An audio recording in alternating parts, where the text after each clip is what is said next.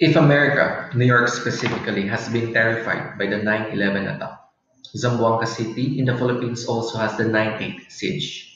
I will be able to testify personally on how horribly terrifying it was, because I myself was a victim. I live in the barangay where the MNLF passed by and get hostages for human shield.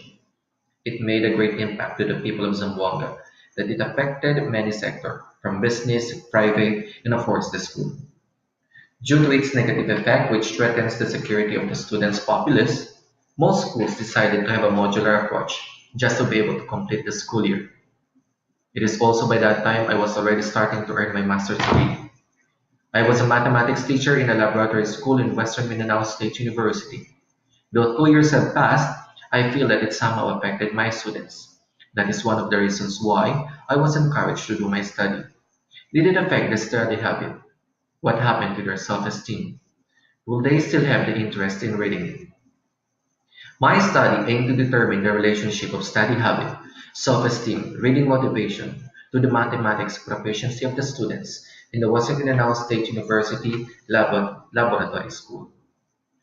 My presentation will consist of the following parts: introduction, objectives, theoretical framework, methodology, results and discussion, conclusion, and recommendations. A number of researchers have studied different predictors that may influence mathematics proficiency because all of us educators are concerned about improving students' proficiency.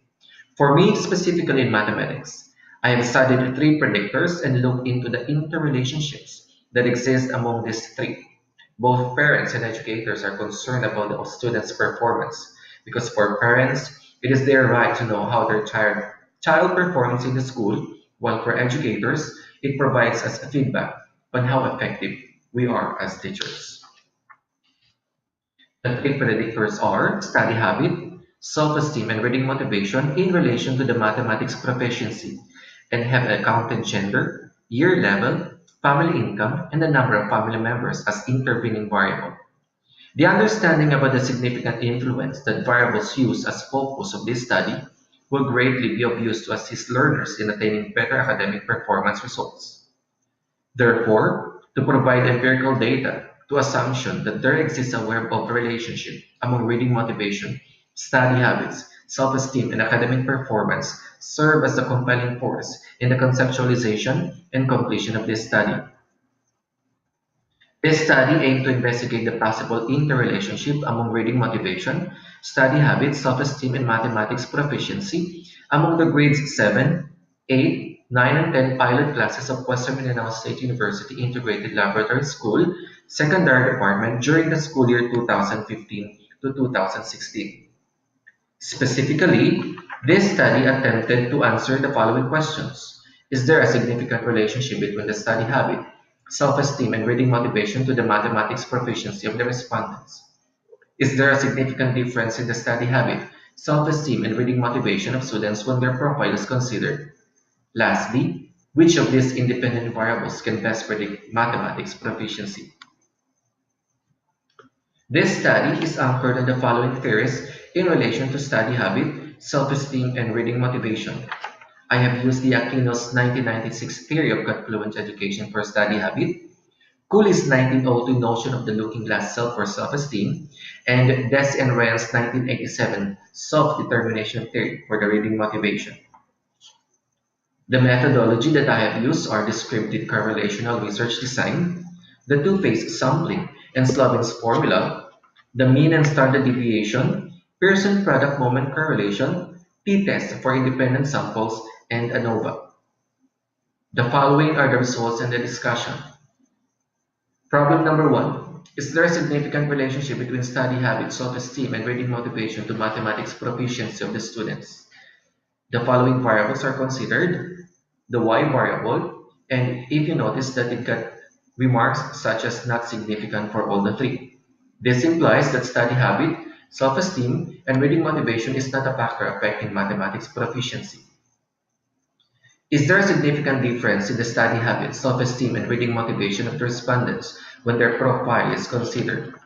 According to the table, there is no significant difference in the respondent study habit according to gender. This implies that both male and female respondents do not significantly vary in their study habits. There is a significant difference in the self-esteem of the respondents. It implies that gender is a factor affecting self-esteem. There is a significant difference in the reading motivation of the respondents. It implies that the variable gender is a factor affecting reading motivation. Is there a significant difference in the study habits, self-esteem, and reading motivation of respondents when their profile is considered? According to the table, this implies that year level does influence in study habit, self-esteem, and reading motivation. The family income. According to the table, this implies that family income does not significantly influence the study habit, self-esteem, and reading motivation of the respondents. The number of family members. According to this table, it can be concluded that there is no significant difference in the study habit, self-esteem, and reading motivation of the respondents when data are grouped according to the number of family members. Number three problem. Which of the independent variables can best predict mathematics proficiency? With the variables study habit, self-esteem, reading motivation, and the Y variable mathematics proficiency, according to the table, none from any of the variables will predict mathematics proficiency. Based on the findings, it is clearly indicated that neither of the variables will affect the academic achievements of the respondents with respect to mathematics proficiency. Then, these are the conclusions that were arrived. Study habits, self-esteem, and reading motivation have negligible correlation with mathematics proficiency. Thus, there is no significant relationship between study habit, self-esteem, and reading motivation with their mathematics proficiency. Second conclusion, the study habit of the students has no significant difference when gender, family income, and number of family members are considered. On the contrary, self-esteem has no significant difference when family income and number of family members are considered, while it has a significant difference when gender is considered.